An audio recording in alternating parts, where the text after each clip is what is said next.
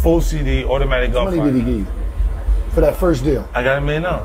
Cash, after taxes. The only person that pointed out that $1 million was no money was Damon Dash, and he has no money now.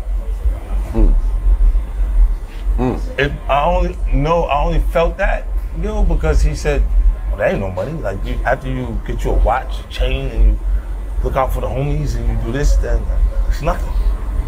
Right? And I was Send me that truth 50 said about me not having no money. I want to see if you're the real deal. See if I'm the real deal. Oh God. Niggas talking that 50 cents, I be talking 50 mil. Niggas talking that Timmy Turner, let the nigga get killed. Bubba Dub would say, trash. You throw a mother concert in Louisiana and don't book no Louisiana legends and put no bankroll in no Louisiana legends pocket, but you pay the police $500,000. What type of that? Gang, I'm willing to sit down and talk and peaceful and just, go have some drinks or have something to eat. Or maybe I could take you to my grandma's house and, let her give you some real soul food. The Accomplice by Curtis 50 Cent Jackson and Aaron Phillip Clark, available now. Big jewelry on, the cars or whatever. You ain't gonna be riding in your video on a Pinto.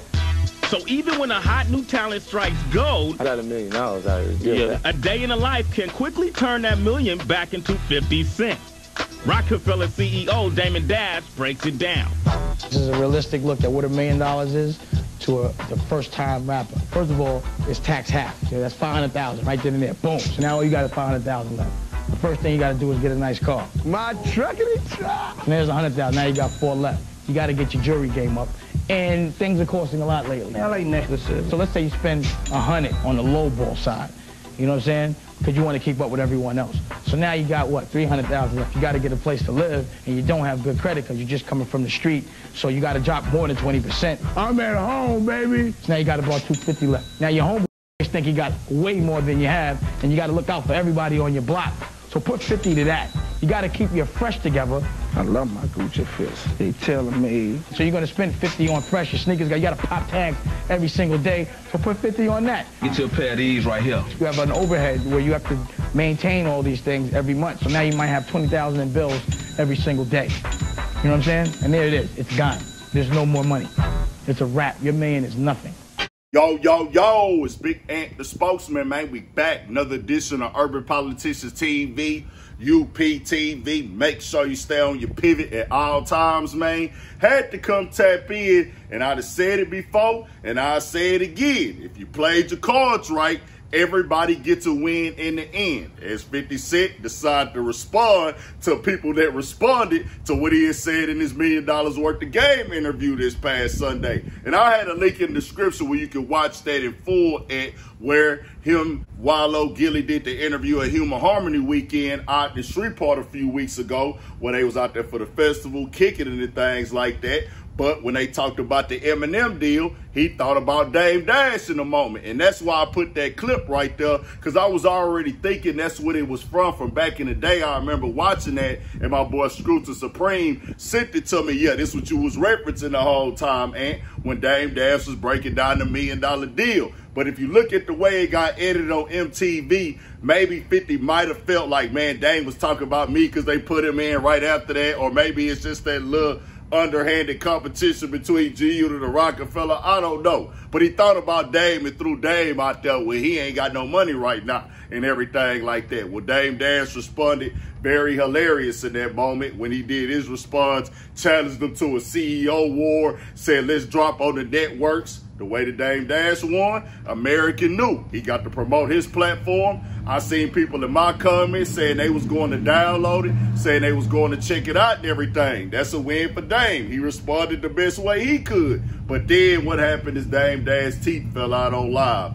Dame teeth, hey man, I don't know what happened with that situation. Maybe he don't want to go veneers. Maybe he want to keep it regular and things like that. But 50 caught that, put that in the video clip right there on his Instagram and said, wow, your man teeth fell out his mouth. LOL, what a week. All roads lead to Shreveport. Let's work. LMAO, Branson Cognac, Leche Midore, promoting his brands as usual and promoting his new book, The Accomplice, and everything like that in that moment. Nah, when it came to Desiigner, what'd he do? Hey, I'm going to go ahead and post your music up again. He already mentioned them in the interview. Desiigner capitalized on it. When came back with the little shot on the record, no matter how you felt about it. Hey, you threw me an alley-oop, nigga, there ain't nothing on me to but jump out there and punch it in. Then also Hurricane Chris. No matter how you feel about him, he really kicked everything off when he was calling out 50 and things like that. 50 had already responded to him once, but now that was before the interview. So they already did the interview before, it just came out after, but now he went on ahead and posted up Hurricane Chris again, and it's all marketing and promo at this point. Everybody making their runs, promoting what they got going on. Desiigner did right, nigga, get up in there and make a song. And I specifically remember that back in the day, it wasn't even just that long ago, it's probably like 10 years ago maybe a little bit longer. That nigga Chameleon now used to get his hair cut at the same barbershop as me and thing. We had the same barber, Smoke. And he was telling the story, and they just spoke on this publicly themselves, that thing a Chameleon there has, where 50 had dissed Chameleon there back in the day.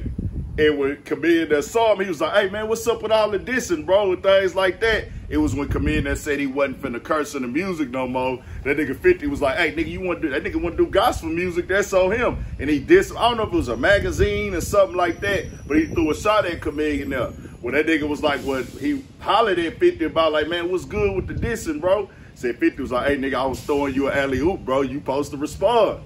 Dame Dash, old crafty vet, he knew what to do with it. Hey nigga, I'm gonna use this time to promote my app. No matter what niggas got to say, no matter how much money I owe, they calling me broke, I'ma capitalize on it. Desiigner knew the game as well. He just gotta come with a better song, put it out officially and everything. Hurricane Chris, I don't know if he dropped no new music or not, but if 50 mentioned your name, you most definitely supposed to be going back at that nigga right now. And he understand it. That's why he went back and promoted that book. Just is what it is. And Wallow and Gilly get a dub on this as well, because the state interview was kicked off at, and that's why 50 at first was like, hey, Wallow and Gilly, nigga, y'all niggas owe me for this one, because they get the attraction as well. So everybody turned up when it's all said and done, man. And then also with the $1 million deal thing that got spoke on, I do gotta say, I most definitely understand what 50 Cent is saying.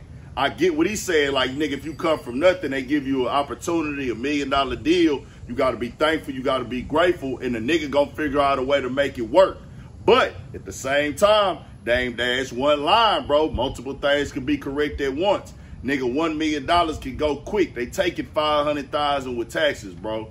And then if your career don't work out, you ain't put the money in the right places, man, you don't know. You can be hurt, bro, because you got to keep up with that rapper image. It ain't just like somebody who getting a regular deal. And I'm not saying you got to go try to do everything that rappers doing, stunting ball and spend all your money at the mall, but it's certain things that have to be done. That's just the culture. That's just the perception. You got to be looking a certain way. You got to pay for certain things. You got to invest in certain things. So 50 Cent just being a cold artist and a great rapper and putting out one of the best albums, his $1 million worked for him. But a lot of niggas, more often than not, that $1 million that boys originally got didn't really work out for them in the best way. So Dame Dash one line when he said that, cause you got to make some millions and millions and millions to be able to just be cool and straight and figure everything out. Now people know you can get your money, it can work out. You can figure it out. You can do it with a lot less than $1 million. I'm just saying I understood what Dame Dash was saying as well. But tell me what y'all think. We got more coming, more videos, all that. 1000 for Shit Show. Stay on your pivot.